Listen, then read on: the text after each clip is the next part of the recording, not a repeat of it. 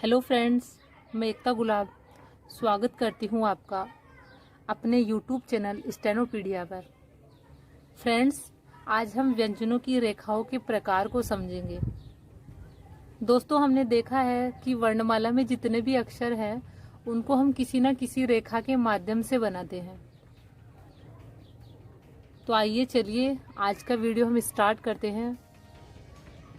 दोस्तों, वर्णमाला में कई प्रकार की रेखाएं हैं, जैसे कि नीचे आने वाली रेखाएं देखी होंगी आपने। तो नीचे आने वाली रेखाओं में कौन कौन से व्यंजन आते हैं वो मैं आपको बताती हूँ। इसमें देखिए, सबसे पहले च वर्ग।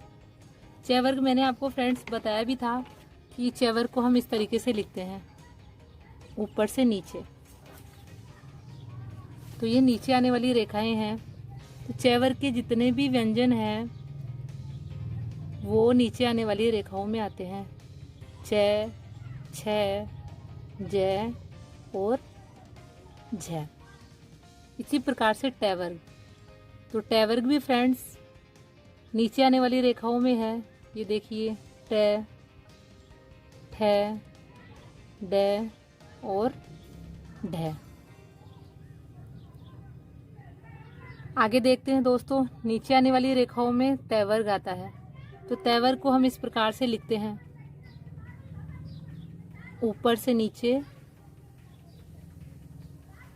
इसी प्रकार से हम त, थ, द और ध को लिखते हैं। तो त वर्ग की जितनी भी रेखाएं हैं वो नीचे आने वाली रेखाएं हैं। अब आगे देखिए दोस्तों, र। तो र को मैंने आपको बताया था कि र दो तरीके से लिखते हैं हम, नीचे से ऊपर और ये ऊपर से नीचे, यानी कि ये नीचे की ओर। तो नीचे आने वाली रेखाओं में ये वाला र आएगा, नीचे की ओर वाला। इसी प्रकार से ल। ल को दोस्तों हम दो तरीके से लिखते हैं, ल, और इसी आउटलाइन को हम नीचे से ऊपर और ऊपर से नीचे दोनों तरीके से लिखते हैं। तो नीचे की ओर आने वाले ल को भी हम नीचे आने वाली रेखाओं में मानते हैं। ये देखिए। अब इसी प्रकार से स। तो स को भी हमने ऊपर से नीचे बनाया था। है फ्रेंड, दो तरीके से होता है, ऊपर की ओर और ये नीचे की ओर, ऊपर से नीचे। तो ये वाला है मानेंगे हम। तो ये देखिए, है। अड़े, अड़े को भी हमने दो तरीके से लिखा था। र की रेखा से ही हमने अड़े को बनाया था। तो ये देखिए, र को काट के हमने अड़े बनाया था। ये ऊपर से नीचे वाला र को काट के अड़े बनाया था। तो ये वाला।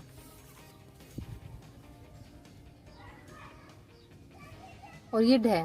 ढ को भी दोस्तों हमने दो तरीके से बनाया था और है की रेखा के माध्यम से इसको बनाया था। ये देखिए, इस तरीके से। तो ये नीचे से ऊपर की ओर जा रहा है और ये ऊपर से नीचे की ओर। तो ये वाला है लेंगे, ये वाला ढ लेंगे हम यहाँ पर, इस प्रकार से। अब दोस्तों, दूसरे प्रकार की जो रेखाएं हैं वो है ऊपर जाने वाली रेखाएं। ऊपर जाने वाली रेखाओं में देखिए कौन कौन से व्यंजन आते हैं। तो सबसे पहले ये देखिए, ये की रेखा ऊपर की ओर जाती है। र।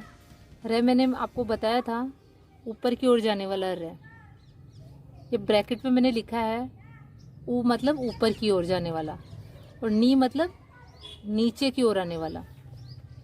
ल, ऊपर की ओर जाने वाला ल। इसी प्रकार से वह की रेखा ऊपर की ओर जाती है को दो प्रकार से हम लिखते हैं। तो ऊपर की ओर जाने वाला है। इसी प्रकार से अड़। तो ऊपर की ओर जाने वाला अड़ और ये ऊपर की ओर से जाने वाला ढ। अब दोस्तों, इसी प्रकार से है आड़ी रेखाएं। आड़ी रेखाएं दोस्तों, जैसे कि ये क वर्ग आता है आपका, सरल रेखा, आड़ी रेखाएं। तो देखिए कौन कौन से व्यंजन आते हैं आड़ी रेखाओं में। सबसे पहले है क वर्ग। तो क वर्ग मैंने आपको बताया था, इस तरीके से लाइन पर क, ख, ग और घ सीधी रेखा के माध्यम से हमने बनाया था। इसी प्रकार से आगे देखिए आप, मैं, न और अंग। अंग को हमने न की रेखा के माध्यम से ही बनाया था, इनमें अंतर सिर्फ ये है कि न की रेखा को डार्क जब हम करेंगे तो इसको हम अंग पढ़ेंगे, एनजी। अब आगे चलिए सरल रेखाएं। तो सरल रेखाएं में देखते हैं फ्रेंड्स कौन कौन से व्यंजन आते हैं सरल रेखाओं में। सबसे पहले देखते हैं कै वर्ग। तो कै वर्ग मैंने बताया था इस तरीके से, ये कै वर्ग है। इसी रेखा के माध्यम से हम पूरे कै वर्ग के व्यंजनों को बनाते हैं। अब आगे देखिए छह वर्ग। तो इसी रेखा के माध्यम से हमने छह वर्ग को बनाया था। तो फ्रेंड्स ये जो रेखा है ये नीचे की ओर आने वाली रेखा भी है, प्लस ये सरल रेखा भी है। इसी प्रकार से ये देखिए टै वर्ग। टै वर्ग की रेखाएं भी नीचे से आने वाली रेखाएं भी हैं और सरल रेखा भी है, सीधी रेखा भी है। इनमें कोई कर्व नहीं है, कोई घुमाव नहीं है इनमें। इसी प्रकार से पै वर्ग। तो ये पै वर्ग है। पै के सारे व्यंजन जो भी हैं वो इसी के माध्यम से बनाएंगे। अब आगे देखिए ये। तो ये इसको भी हम सरल रेखा मानते हैं। अब ऊपर की ओर जो जाता है वो रै। ये ऊपर की ओर जाने वाली रेखा भी है, प्लस ये सरल रेखा भी है। इसी प्रकार से आगे देखिए वै और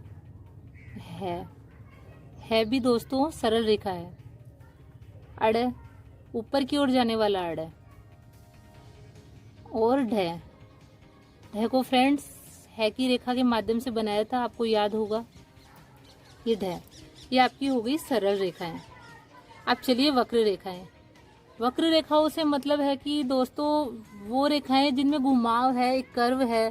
जैसे देखिए इस तरीके से कर्व है, इसमें मैं की रेखा है, न की रेखा है, इस प्रकार से। तो आइए देखिए कौन कौन सी जो रेखाएं हैं वो वक्र रेखाओं में आती है। तो सबसे पहले देखिए तै वर्ग है। तो तै वर्ग में ये देखिए तै, थ, ये नीचे की ओर आने वाली रेखाएं भी हैं और ये वक्र रेखा भी है। इसी प्रकार से नीचे की ओर आने वाला रै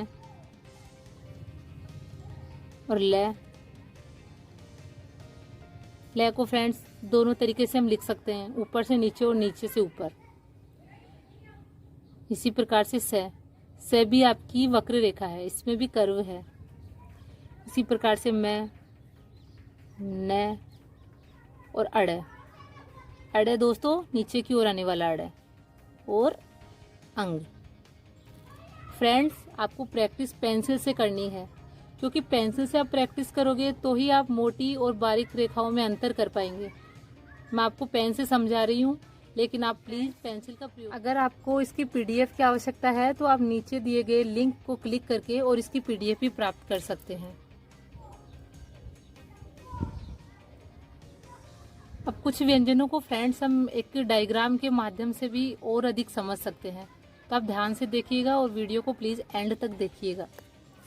आपको कुछ भी कन्फ्यूज़न है, कोई डाउट है तो प्लीज़ मुझे कमेंट करके बताइए, मैं आपका डाउट क्लियर करने की पूरी कोशिश करूँगी।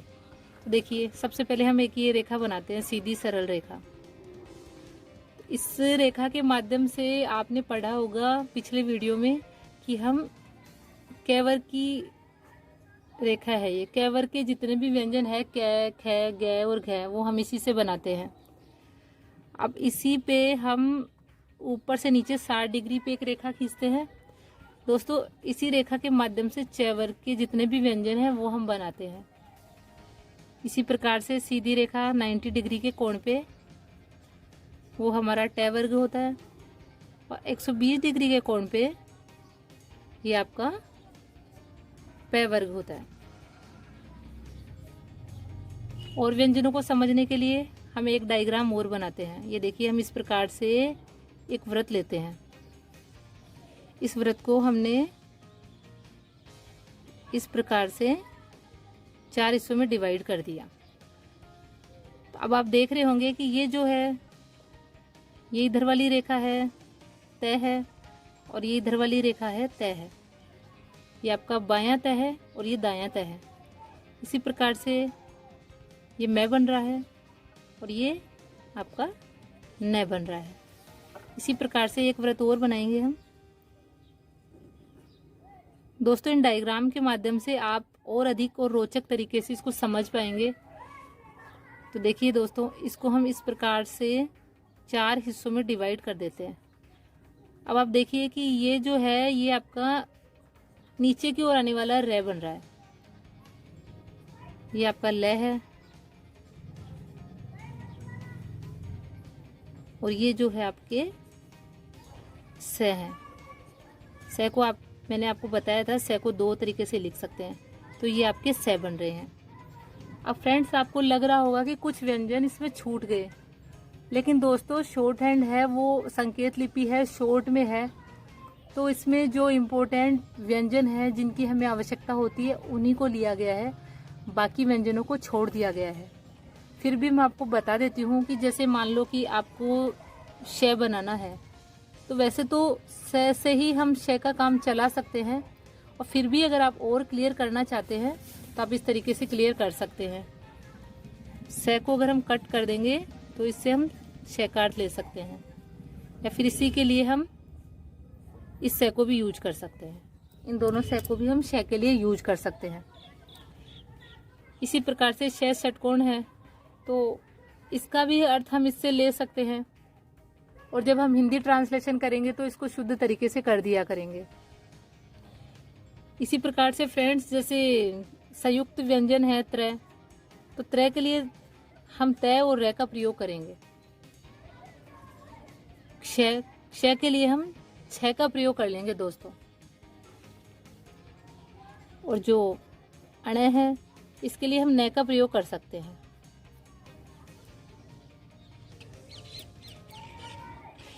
तो ये वीडियो आज का हमारा कंप्लीट होता है। ये वीडियो आपको कैसा लगा फ्रेंड्स, मुझे ज़रूर बताइएगा। अगर आपको इसमें कोई भी परेशानी है तो मुझे कमेंट कीजिएगा, मैं आपकी परेशानी सोल्व करने की कोशिश करूँगी। फ्रेंड्स, अगर वीडियो आपको पसंद आया तो प्लीज़ इसे लाइक कीजिए, सब्सक्राइब कीजिए और अपने फ्रेंड्स को शेयर कीजिए।